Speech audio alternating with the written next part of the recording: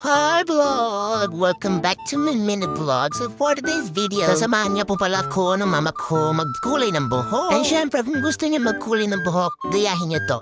Actually, hindi na po ako ang gumawa nito kasi madami na rin gumaya and madami na rin talagang gumawa. At kung napapansin niyo nga pala dati, mini, paiba-iba talaga ako ng kulay ng buhok. Dating mga kulay ko talaga, may purple, may green, may blue, may red. Depende sa gusto niyo, mini. Ano ba? Basta may bleach yung buhok niyo. Alam niyo ba, mini, ang kinaganda pa dito hindi siya nakakasira ng buhok. Yes, hindi talaga siya nakakasira ng buhok. As long as may conditioner kayong ginagamit. O sige na nga, ito na. Masyado naman akong madaldal. So start na natin tong video na ito. Siyempre, hindi gina-crepe paper. Kung anong gusto niyong kulay, kahit ano, basta alam yung kukulay sa buhok niyo, go. Kahit favorite color niyo pa yan, wag lang black. Siyempre, black na nga yung buhok niyo. Pa-black yung pa ulit. Tapos siyempre, gawin niyo to. Ayan, ganyan. Alisin niyo sa fold yung crepe paper, guys, para makalat siya. Tapos siyempre, kailangan niyo rin ng langgana, langgana. After that, syempre, ilalagay niyo na yan dyan para makalat siya. Tapos yan na, finished product. Charot! Nga pala, guys, kailangan pala dalawang crepe paper, I forgot. Kasi kung isa lang, hindi talaga siya kukulay. Pero nang sa inyo na yun, kung ilan yung ilalagay niyo, basta wag lang isa. Kasi baka hindi talaga siya magkulay, be. Sinasabi ko sa inyo.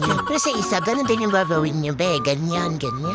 Dito naman sa part to, pinuha ako na po yung mainit na tubig. Yes, kailangan po natin ng mainit na tubig dito kasi kapag malamig yung tubig, hindi siya kahapit sa buhok mo. Dito naman sa part to, lumipat ako ng kusina para safe tayo sa mainit na tubig. Kasi be, sinasabi ko sa inyo, kahit malamig yung tubig yung gagamitin, hindi talaga tatalabin sa buhok niyo. Nagsayang lang dikin ng paper, huwag na lang tayo magkulay. Next step tayo, mini. Sa part talaga na to, guys, it's napaka-weird. Kailangan yung lagyan ng suka, be. And yes, suka. Para mas lalo siyang kumapit sa buhok niyo. Siyempre, huwag mo lalagyan ng toyo kung ayaw mo maging adobo ka. Basta any brand ng suka yung kasing asim mo. Charot. Okay, mini, move on. Siyempre, next mong gagawin, ilulublog mo na yung buhok mo dyan, diba? Alaman naman yung mukha mo, ilulublog mo dyan, diba? Kung anong part yung may bleachy, yung ilulublog nyo para magkaroon ng kulay. Disclaimer nga lang din pala, guys. Hindi talaga mag-ingat kasi sobrang init ng tubig. Sobra. Gagawin nyo nga po pala dito sa burnis, ibabad nyo lang ng 3 minutes or 2 minutes, magkakakulay na yan. Pero kung ako yung pipiliin, guys, siguro crepe paper talaga mas better. Kasi kung gusto nyo magpalit ng ibang kulay, pwede siya, guys. Kaya dito na kayo. Alabi, baka mabash na naman tayo. Sabihin nyo, pinipilit ko na naman kayong gawin yung ginagawa. Kasi nga po pala sa pinakamahirap gawin dito is yung nakakangalay talaga sa buhok. Nakakangalay siya sa ulo, guys. Sa totoo lang. Ewan ko ba kasi bakit ang arte-arte po pagdating sa buhok?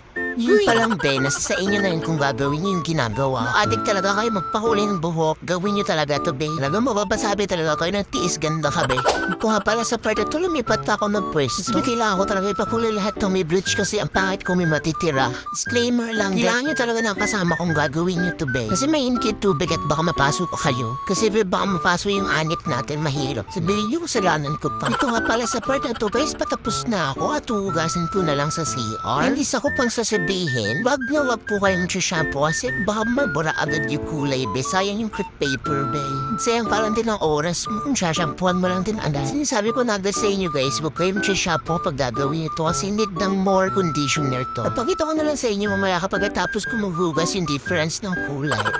So ito nga po pala yung naging result sa buhok. Oh my God, I'm so obsessed na. So ito nga po pala sa part ito, iniintay ko na lang yung aking buhok. Nga pala, guys, kung gusto nyo itong gawin, yung kulay sa buhok, ingat lang po sa pagbabad sa buhok. Kasi mainit na tubig ang kailangan nyo dun. Tada!